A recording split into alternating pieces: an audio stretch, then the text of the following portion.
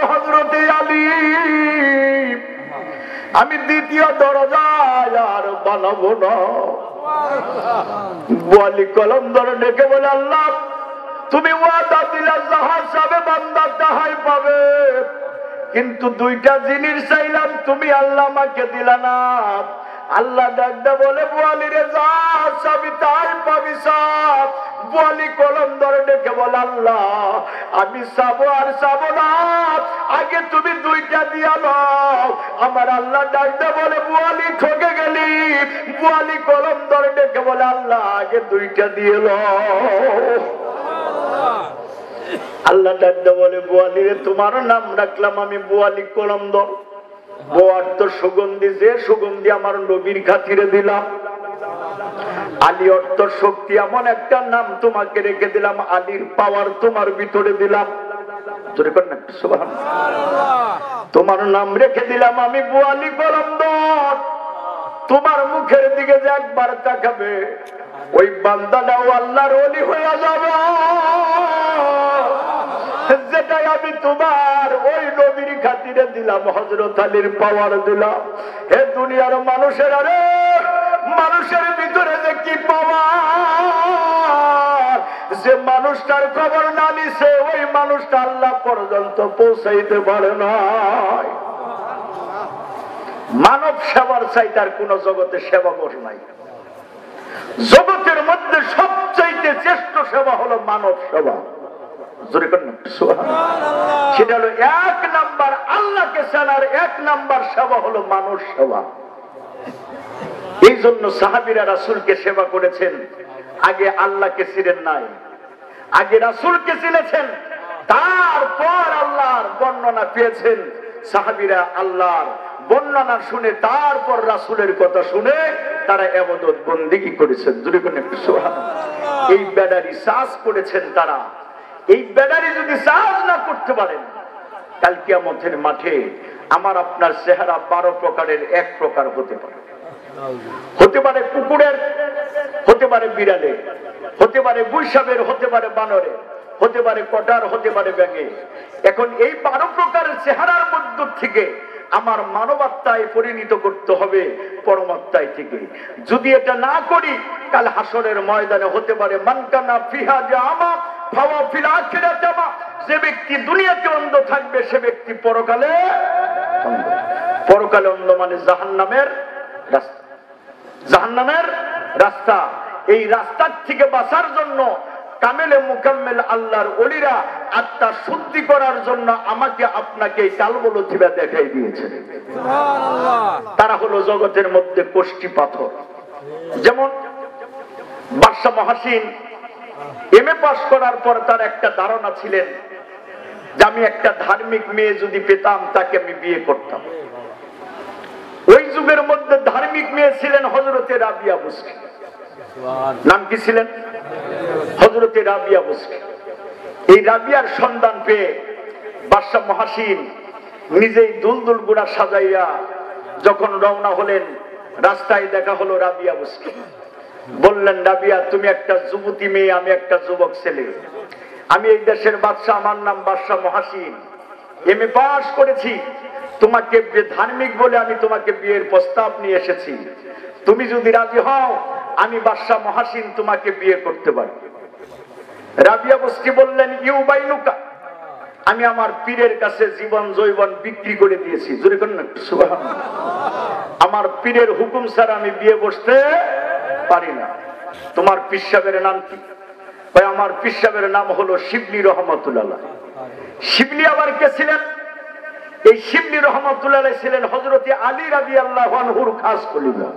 সুবহানাল্লাহ। যিনি মনসুর হাল্লালকে ফুল দিয়ে ঢেল দিয়েছিলেন শিবলি, এই শিবলি রহমাতুল্লাহর দরবার থেকে রাবিয়া বুসরি এই রাবিয়াকে বিয়ে করার জন্য প্রস্তাব দিলেন। বললেন, আমি পীরের হুকুম ছাড়া বিয়ে বসবো না। বাদশা মহাসিন আল্লাহর ওলি শিবলি রহমাতুল্লাহর দরবারে চলে গেলেন। দেখে বললেন, হুজুর আপনার দরবারে একটা মেয়ে থাকে যার নাম হলো রাবিয়া, তাকে আমি বিয়ে করতে চাই, কিন্তু আপনার অনুমতি ছাড়া সে বিয়ে বসবে না। বাবা রাবিয়া কি বলেছে? কয় ইউবাইনুকা, আপনার কাছে আপনার জীবন জৈবন বিক্রি করে দিয়েছে, বিয়ে বসতে পারেন আপনার হুকুম ছাড়া। আল্লাহর ওলি ডাকদা বলে, বাদশা মহাসিন, তুমি যদি রাবিয়াকে বিয়ে করতে চাও তোমার বাজার থেকে একটা ফল আনতে হবে। কয় হুজুর আমি এই দেশের বাদশা, একটা ফল সাধারণ এটা, যদি আপনি হুকুম দেন বহু ফল এনে দিতে পারেন। কয় বাবা তোমার টাকা হবে না, আমার টাকা লইয়া যাও। 20টি টাকা লইয়া বাজারের ভিতরে উকি মারলাম। যে দোকানে উকি মারে সেই দোকানে তাকায়া দেখে কুকুর, বিড়াল, শুয়ার, কটা, ইঁদুর, গুইসাপ, বানর মানুষ খুঁজে পায় না। বাজারের ভিতরে ঘুরতে ঘুরতে ঘুরতে ঘুরতে তাকায়া দেখে বাজারের ভিতরে ছোট্ট একটা মানুষ বসা।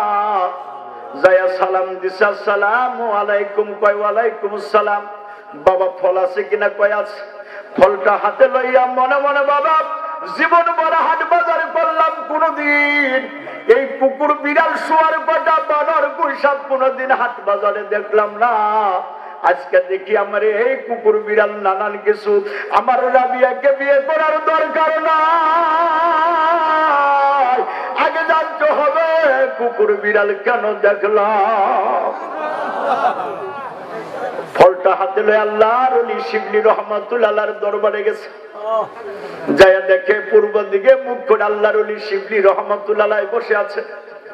ডেকে বললেন, হুজুর আপনার হুকুমে আমি বাজারে যাই, নানান কিছু দেখতে পাই, একটা মাত্র মানুষ পাই, তার কাছ থেকে ফল নিয়ে আসি। আমার রাবিয়াকে বিয়ে করার দরকার নাই, আগে কারণ জানতে চাই। আল্লাহর ওলি ডাকতে বলে, বাবা তোমার আমার হাতে একটা আয়না, এই আয়নাটা তোমার চেহারার দিকে ধরো। নিজের চেহারার দিকে তাকায়া দেখে নিজের চেহারাটাও কুকুরের হয়ে গেছে। যদি কন্যা নাউজুবিল্লাহ, নিজের চেহারা যদি কুকুরের হয়ে যায় ওই মানুষটা কুরসিন কালেও ঠিক থাকতে পারবে না।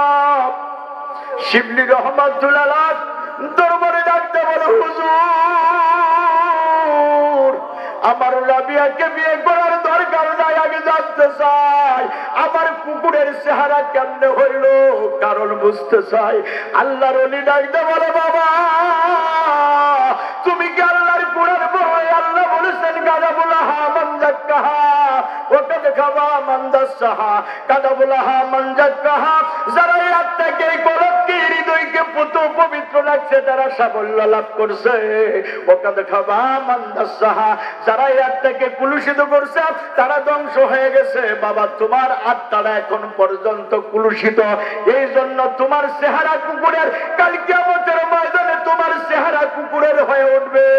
স্বর্ণ চিনতে গেলে যেরকম কষ্টি পাথর ছাড়া যাচাই করা যায় না, এই জগতের মধ্যে আল্লাহর ওলি, এই দুনিয়ার মধ্যে হলো জগতের মধ্যে মানুষ চেনার কষ্টি পাথর। মানুষ চেনার কষ্টি পাথর। বাবা তুমি কি জানো না, আল্লাহ রাসূলের জামানায় একজন মানুষ মারা গেলেন, তার চেহারাটা শুকুরের হয়ে গেল। হাদিস শরীফ আছে, শুকুরে হয়ে যাওয়ার পরে নবীর কাছে সংবাদ দিলেন, আল্লাহর রাসূল সিজদায় পড়ে কান্দে, আল্লাহ তুমি আমার শেষ জামানার উম্মতের মধ্যে এরকম শুকর, বিড়াল, কুকুর এইভাবে দুনিয়ার থেকে বিদায় নিয়ে যাবে, আমার শেষ জামানার উম্মতেরা রাস্তা ঘাটে বের হতে পারবে না। তার আমার উম্মতেরা বলবে, আল্লাহ একজন আরেকজনকে বলবে, অমকের বাবা কুকুর হয়ে মারা গেছে, অমকের বাবা বিড়াল হয়ে মারা গেছে, অমকের বাবা গুইসাপ হয়ে মারা গেছে, অমকের বাবা বানর হয়ে মারা গেছে, ব্যাঙ হয়ে মারা গেছে। আমার উম্মতের সন্তানেরা রাস্তাঘাটে বের হইতে পারবে না, বলা বলি করবে, তারা লজ্জা পাইবে। আমি নবীর কলিজায় বলাবো না, আল্লাহ এই দুনিয়ার মধ্য থেকে আমার উম্মতের চেহারা তুমি ঘুরাইয়া লইয়া যাও। আল্লাহ ডাকতে বলে, বন্ধুরে তোমার নাম রেখেছি আমি মুস্তাজাবুদ দাওয়াত, তুমি যাহা চাবাই আমি আল্লাহ তাহাই কবুল কইরা নিব। আল্লাহ ডাকতে বললেন, বন্ধু তুমি চাও? আল্লাহর নবী ডাকতে বলে, আল্লাহ তোমার কাছে আমি সর্বপ্রথম যেটা চাই, এই দুনিয়ার মধ্যে আমার উম্মতের মধ্যে তুমি চেহারা পরিবর্তন করবে না, কুকুর বানাবে না, বিড়াল বানাবে না, গুইসাপ বানাবে না, বানর বানাবেন না। আল্লাহ ডাকতে বলে, বন্ধু আপনার ওয়াদায় আমি পূর্ণ করলাম, আপনার দরখাস্ত আমি কবুল করে নিলাম। কিন্তু যারা আত্মার শুদ্ধি করে না নিয়ে আসবে, আত্মা পরিষ্কার করে না নিয়ে আসবে, আল্লাহ বলেছেন হে বন্ধু, তাদের চেহারা কাল কিয়ামতের ময়দানে হতে পারে বানরের, হতে পারে গুইসাবের, হতে পারে কটার, হতে পারে ব্যাঙের, হতে পারে ইঁদুরের, হতে পারে বানরের। আল্লাহ রাসূল, আল্লাহর নবী গো, আমি তোমাকে বলে দিলাম, দুনিয়ার মধ্যে যদি তাদের চেহারা পরিবর্তন না হয়, কাল হাসরের ময়দানে ওই আত্মা শুদ্ধি করে না নিয়ে আসলে তাদের চেহারা হয়ে যাবে 12 প্রকারের এক প্রকার। আল্লাহর ওলি শিবলি রহমাতুল্লাহ আলাইহি ডেকে বলে, বাবা আমি হলাম কোষ্ঠী পাথর, স্বর্ণ চিনতে গেলে যেরকম কোষ্ঠী পাথর সারা যাচাই করা যায় না, আমি মানব দেহ চেনাকে চেনার জন্য তোমাকে আমি যাচাই করে দিলাম, কাল কিয়ামতের ময়দানে তোমার চেহারা কুকুরের হয়ে যাইতো। এবার আল্লাহর ওলির দুইটা কদম জোরে জোরে কান্দা, হুজুর ভাই আমি কিভাবে মানুষ হইতে পারবো, এই আত্মাটা শুদ্ধি করতে পারবো? আল্লাহর ওলি ডাকতে বলে, বাবা যে পর্যন্ত তুমি কামেলে মুকাম্মেল আল্লাহওয়ালার পীর সাহেবের দরবারে না যাইবা, আল্লাহর ওলির কাছে না যাইবা, ওই পর্যন্ত তোমার আত্মা শুদ্ধি হইবে না। হুজুর গো, আপনার ছাড়া দ্বিতীয় পীর আমার চোখে পড়ে নাই, আমার রাবিয়াকে বিয়ে করার দরকার নাই। আল্লাহর ওলি শিবলি রহমাতুল্লাহ আলাইহি ডেকে বলে, বাবা এই জন্যই আমার রাবিয়া বলেছে ইউবাইনুকা, আমি পীরের হুকুম ছাড়া বিয়ে বসতে পারবো না, কারণ আমার রাবিয়া হলো মানুষ আর তোমার চেহারা হলো কুকুরের। বাবা মানুষের সাথে কুকুরের বিয়ে হয় না, মানুষের সাথে কুকুরের বিয়ে হয় না। বাবা যে পর্যন্ত তুমি আত্মা শুদ্ধি করে না নিয়ে আসবে, আমার রাবিয়াকে বিয়ে করার যোগ্য তুমি হতে পারবে না।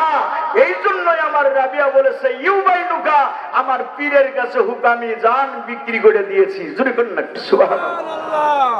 বাদশা মহাসিন বাদশাহী ছেড়ে দিলেন, সমস্ত কিছু ছেড়ে দিয়ে আল্লাহর ওলির কদম মোবারকে সারা জীবন কাটিয়ে দিলেন। বাদশা মহাসিন চলে গেলেন, শিবলি রহমাতুল্লাহ আলাইহি দুনিয়ার থেকে বিদায় নিলেন। এই রাবিয়া বস্তির দ্বিতীয় সবক বাড়ানোর জন্য, এই দ্বিতীয় সবক বাড়ানোর জন্য ওই যুগের সর্বশ্রেষ্ঠ যিনি ওলি আল্লাহ ছিলেন, যার নাম হযরত হাসান বসরি রহমাতুল্লাহ আলাইহি, তিনার দরবারে গেলেন, যিনি হযরত হাসান বসরি রহমাতুল্লাহ